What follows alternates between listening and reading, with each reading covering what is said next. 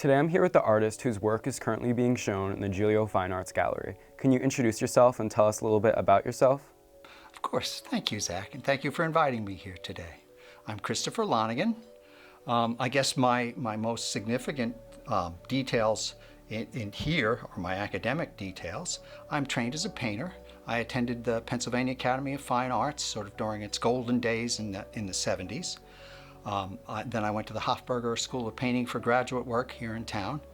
In the meantime, I had a career as a racehorse trainer and exercise rider, so there was some lag there. And I got my PhD in philosophy from the Institute for Doctoral Studies in the Visual Arts, which is an international program. What inspired you to start creating art, and how has your style or approach changed over time? That's a really good question. The inspiration to be an artist is easy to explain. As a child, I was particularly fascinated by paintings, hence I'm a painter. And I was fascinated by paintings as a child in two ways. Of course, I was fascinated by the stories that the paintings told, trying to figure out what exactly is going on in this picture. So there was a foundational interest in representational painting. I was also interested in the paintings as objects. I was fascinated by how were they made. It just seemed an impossible, magical mystery that someone could conjure forth the world on a flat, two-dimensional surface using just sticks with hairs in them and painted dirt. And of course, that fascination blossomed into an entire life. How do you balance your academic responsibility as a professor along with your creative work as an artist? That's a great question because that's a life's work. In fact, one of the themes of the show is the overarching theme, really.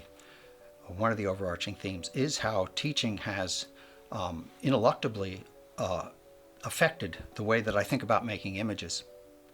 And one very substantial change wrought by teaching was that I switched my painting materials. I was trained as an oil painter.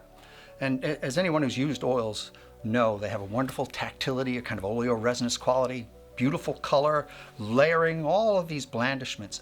And I always thought of acrylics as sort of the impoverished cousin of oil painting.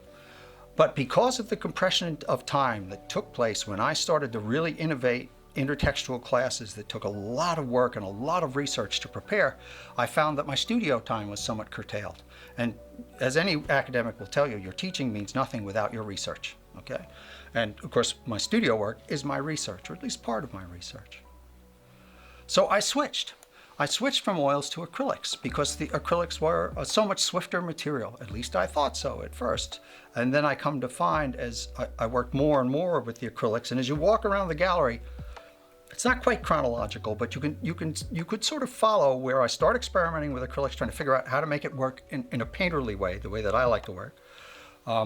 What supports to use, panels, paper, all of that, trying to sort all of that out and try to accommodate a new medium, which is, by the way, the basic medium used in almost all painting classes here at this university and in colleges in general. So because I work representationally, because so much of my studio instruction depends on demonstrations, there's a certain facility that I'm expected to have. Just as you would be expected in another discipline. If you taught chemistry, you would expect to know how to do chemistry.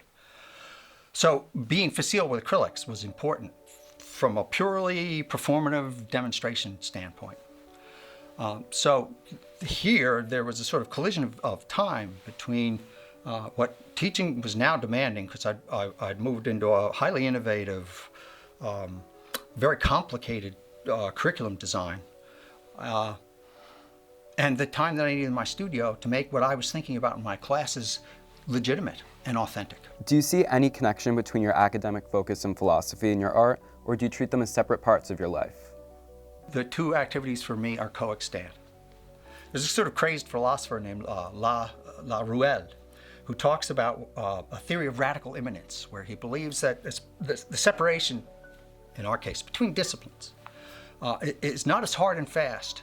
The siloing as disciplines is not as hard and fast as one would think. It's, philosophy over here, and art over here, and art history over here, and rather all of the different kinds of thinking interpenetrate each other. And that is certainly true in my work, because everything that I do in terms of my reading of philosophy, of history, of art history, of poetry. I'm teaching a course right now where we're looking at the parallel histories of science and art, okay? All contribute to my work. For me, a work of art is an act of intelligence. I think it's Camus who describes art making as a drama of intelligence. And I think that's certainly true of the paintings in the gallery. What themes or ideas do you explore most frequently in your art, and why do they resonate with you? So the drawing process is, for these paintings, there's always a pretty considerable drawing process. That's the way, preliminary drawing process. That's the way I'm trained. The drawing process is partially a kind of archaeological attempt to unearth what it was that I saw in that moment, that retinal flash, that moment that seemed so laden with meaning. A bunch of kids, a bunch of 7th graders erupt from their art classroom with masks that they made, and they're glad to get out of the classroom. They're kids, they've got masks, they're just so full of, joie de vivre. But in that moment too, you see, as children of this age don those masks, they are themselves on the very cusp of donning the mask of adulthood, of assuming a deeper significance to their personality. So in that moment, there appears more than just kids having a high old time. There also seems to be a moment fraught with latent meaning. How do you hope people engage with your art when they see it featured in the gallery? In my particular case, because my work turns on a certain amount of provocative ambiguity. By provocative, I mean just something that inspires you to think. My fondest desire for me is that on initial engagement with the work, the person allows the default mode network to kick in and slips into a sort of reverie, wondering about what's going on in this picture and the relationships in the picture. And as a result, the person, and this is by no means a new idea, the person witnessing the work, on the one hand, starts to create a narrative out of their own experience. But on the other hand, if I've done my job well, that narrative never quite completely or exhaustively determines the meaning of the work. The exact significance always slips just out of your hands as this evanescent idea. And it's that motion of the mind pursuing those ideas. That's the power of the imagination.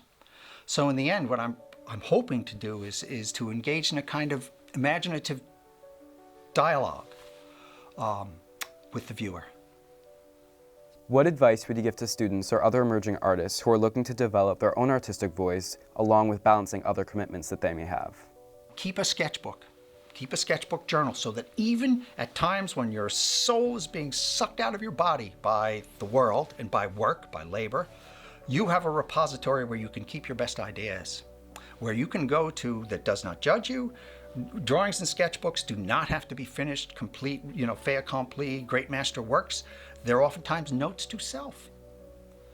The other thing I think is to not to worship the past too much, but to have a great deal of respect for it, especially in technical terms, and to be very sensitive to what is the voice, the vision, the sound, the touch of being in the world in this moment.